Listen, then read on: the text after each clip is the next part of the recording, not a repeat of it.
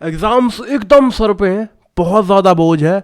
आखिरी 75 दिन बचे हुए हैं क्लास 12th बोर्ड एग्ज़ाम्स के लिए, क्लास 10th बोर्ड एग्ज़ाम्स के लिए भी। यहाँ पर हम स्पेशली बात कर रहे हैं 12th कॉमर्स के बारे में।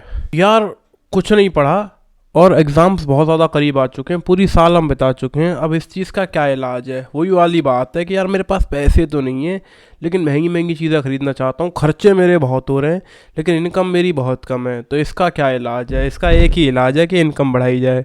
सिमिलरली एग्ज़ाम सर पे है, आपने कम पढ़ाई करी है, आखिरी 75 डेज़ बचे हुए हैं, दिसंबर, जनवरी एंड आधा फरवरी।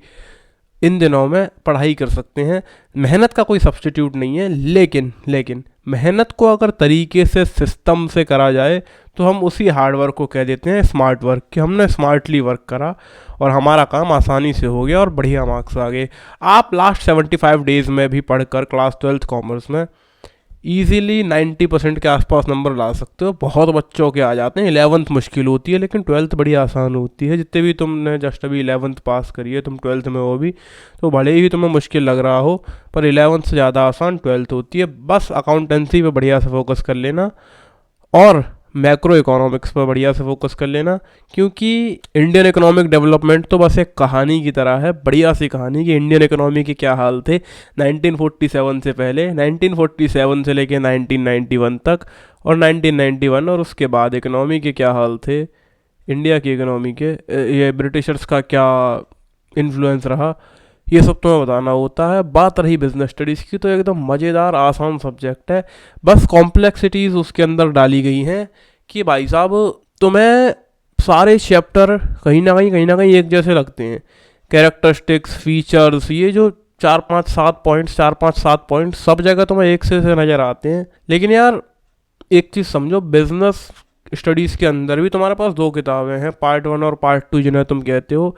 One is about marketing and one is about management. Business का मैनेजमेंट, उसके बाद होती है बिजनेस की मार्केटिंग। मैनेजमेंट यानी कि बिजनेस को रन कर पाना, मैनेज कर पाना, सही ढंग से लेकर के चल पाना, स्टेप बाय स्टेप प्रोसेस से किसी भी बिजनेस को करना जिससे वो अपने गोल्स को अचीव कर पाए। और मार्केटिंग क्या होती है? अब तुमने एक बढ़िया सा प्रोडक्ट बना दिया, बढ़िया सी टीम उसके लिए बैठा दी बेचने के लिए उसे, तो अब लोगों तक पहुंचाओ, यानी लोगों को उसकी जानकारी हो, मार्केटिंग, मार्केट को पता चले आपके प्रोडक्ट के बारे में, उसे हम कहते हैं मार्केटिंग। देख रहे हो कितनी आसानी से मैंने तुम्हें दोनों पार्ट्स को ऐसे मस्त एक्सप्लेन कर दिया। अब इतना आसान है, बस इसी चीज़ को थोड़ा सा डिटेल में दे रखा है किताब के अंदर, तो आप अपनी भाषा में समझो, आप बिजनेस के मैनेजमेंट के प्रोसेस को समझो, आप मार्केटिंग के प्रोसेस को समझो, स्टेप बाय स्टेप एंड उन्हीं स्टेप्स को बस डिटेल में उस बुक के अंदर लिख रखा है, बहुत ज़्यादा डिटेल में। अब उन डिटेल्स को तुम अपनी भाषा में अपने तरीके से समझ लो, उसके बाद जाकर एग्ज़ाम में तुम अपनी लैंग्वेज में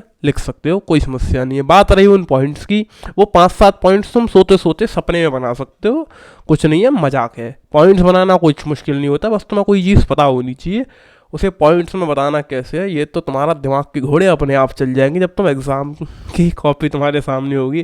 तुमने ये चीज़ नोटिस करी होगी, तुम्हें कुछ भी ना आता हो, पास्ट में भी तुमने एक्सपीरियंस करा होगा कि तुम एग्ज़ाम की कॉपी हमेशा पूरी भर के आते हो, भले ही तुम्हें कुछ भी ना आता हो। तो यहाँ पे मैं कह रहा हूँ कि पहले ही तुम्हें आता है, सब कुछ तुम्हें पता है, बिजनेस मैनेजमेंट का पूरा प्रोसेस पता है, ठीक है। अकाउंटेंसी में भी पार्टनरशिप क्या होती है, पार्टनरशिप की पूरी अकाउंटिंग तुम्हें आती है, कंपनीज की पूरी अकाउंटिंग तुम्हें आती है, एनालिसिस ऑफ फाइनेंशियल स्टेटमेंट तुम्हें आता है, ठीक है।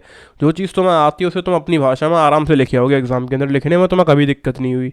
तुम्हें जब कुछ आता नहीं था तब भी तुम लिख के आते, तो इसलिए तो अब मैं कह रहा हूँ कि तुम्हें इस तरीके से पढ़ाई करो कि तुम्हें चीज़ें आती हो, तुम्हें चीज़ें समझ में आती हूँ। जिस तरह मैं अभी तुम्हें बातों में बिजनेस स्टडीज़ की दोनों बुक्स का कहीं ना कहीं समरी सी बता दी, कहीं ना कहीं मैंने अकाउंटेंसी को भी अभी तो मैं समराइज़ कर सकता हूँ, 1 2 मिनट में बोलूँगा तो ऐसा लगेगा भाई सब कुछ पढ़ रखा है आपने, सब कुछ आता है। तो क्या है, उस चीज़ों को समझा है हमने, जो किताब में लिखा है उसे समझा है, अपनी भाषा में अंदर रखा है अपने माइंड में। उसके बाद तो फिर किसी भी भाषा में बोल दो, तो लिखने में दिक्कत हमें मोस्टली नहीं होती है, समझने में दिक्कत होती है। बढ़िया रहेगा यार, चीज़ें तुम समझ जाओगे। बात रही राइटिंग प्रैक्टिस की, राइटिंग प्रैक्टिस के लिए, क्वेश्चन की प्रैक्टिस करने के लिए आप क्या कर सकते हैं दोस्तों, सैम्पल पेपर्स ले सकते हैं, अलग अलग कंपनियों के आते हैं, एड्यूकार्ट है, यहाँ पे ओसवाल है, बहुत सारी कंपनियों के आपके पास में सैम्पल पेपर्स मिल जाएंगे, आप परचेज़ कर सकते हो।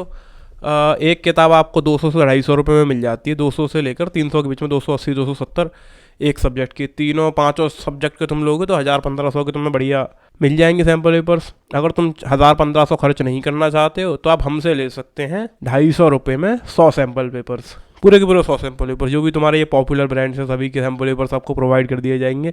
गूगल ड्राइव पे अपलोडेड है। 100 सैम्पल पेपर्स तुम्हें टोटल मिलेंगे 12th कॉमर्स के मात्र 250 रुपये में, 249 रुपये में बल्कि।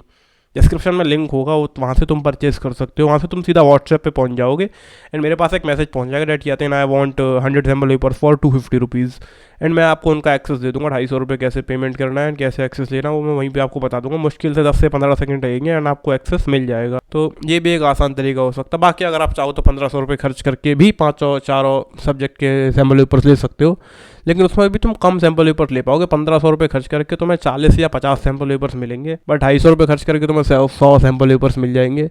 But again it's up to you. मेरे ख्याल में समझ गए होगे सब कुछ, है ना। मैंने ज़्यादा प्लानिंग प्लॉटिंग नहीं करी, बड़े सीधे तरीके से आपको चीज़ें समझाई हैं। Thank you so much for watching this video. कोई और अगर आपका डाउट है तो आप कमेंट सेक्शन में पूछ सकते हैं, या फिर मेरा व्हाट्सएप नंबर भी डिस्क्रिप्शन में है, आप मुझसे पर्सनली बात कर सकते हैं। I will see you guys in the next video. Till then, you can subscribe this channel for more videos like this.